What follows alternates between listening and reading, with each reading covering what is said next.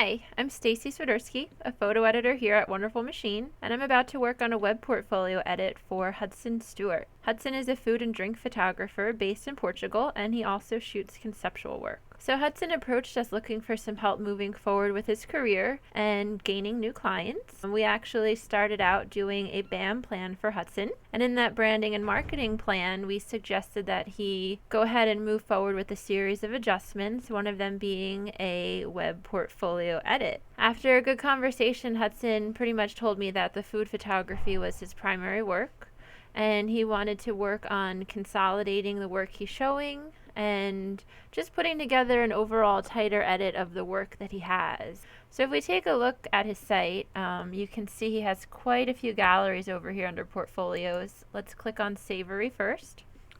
Take a look at his edit. There's a good amount of repetition in this gallery, so that's something we'll probably want to break up a little bit. We'll also sequence the images better for him and only use the strongest work of what he has. After Savory, we have Sweet, so this is going to be his desserts gallery. Again, a little more repetition than we'd like to see. Then he has a gallery of just work on white, and let's take a look at the thumbnails. Okay, so they load at the bottom of the screen and luckily keep the images at a nice viewing size.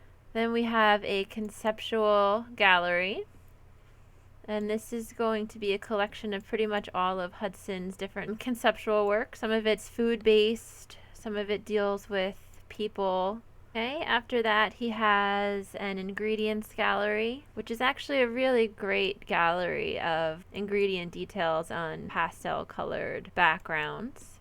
And then he has products and tears, which we'll also go through and address during the edit. So our goal with Hudson's edit is to pick and choose what's going to be most applicable to include on his site. He is displaying a series of images in a slideshow, which, although it's a nice feature to show a hint of all the work that you've done, in his case it's not really working the best for him because it's showing such a varied amount of work. So this is something that we're also going to take a look at. So we'll pick most strongest images, we'll put them together in a tight cohesive edit, we'll refine his overall presentation, eliminate unnecessary categories. We'll also figure out the best way to integrate Hudson's conceptual work onto his site. We'll be right back with the updates.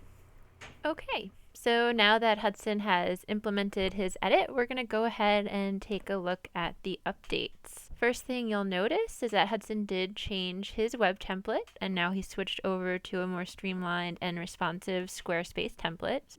So what I did with Hudson's edit was to break down his galleries and showcase his skills, strengths, and style without being repetitive. One of the issues with his previous edit is there were oftentimes a lot of similar images paired next to each other, or a lot of images of the same prop or same background. So we took care of that by picking only the strongest, most diverse range that still was a good representation of his style. So we have Sweet, Savory, we have a work on white gallery, colorful components, which were essentially his ingredients, and then his conceptual work. So with the Sweet, we start out with darker images, integrating both food and liquid into the set, trying to keep a good push and pull, as with any edit.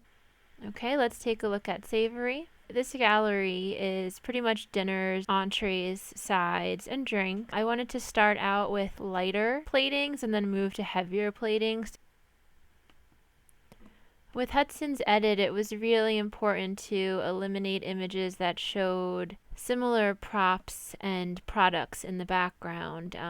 I noticed in his previous edit, you'd see a similar salt and pepper shaker in multiple shots, so that was something I paid close attention to. As we progress through the images, the meals get heavier and denser. And let's take a look at work on white. This gallery is essentially showcasing Hudson's skills for shooting images on a white backdrop, silhouetting them. Also a bit of his creative compositions. It's also going to highlight his liquids. Colorful components, this was one of my favorite groupings. Colorful components is a nice selection of ingredients creatively paired with different colored backdrops. So this is a more fun gallery meant to act as a segue before landing on his conceptual work. Most of Hudson's conceptual work deals with people, food, or animals. So with this gallery, I decided to start off with the grouping of people, and he has some office commentary. We then move into kitchen images, then conceptual food. So with the last grouping in conceptual, we have animals. Okay, let's take a look at his products and tears. This gallery I also edited for Hudson. In the past, he was kind of showing a hodgepodge of different tears and also a lot of tears from a similar client. So I broke that up and took it down to what's necessary to get the point across to the viewer and show who he's done work for.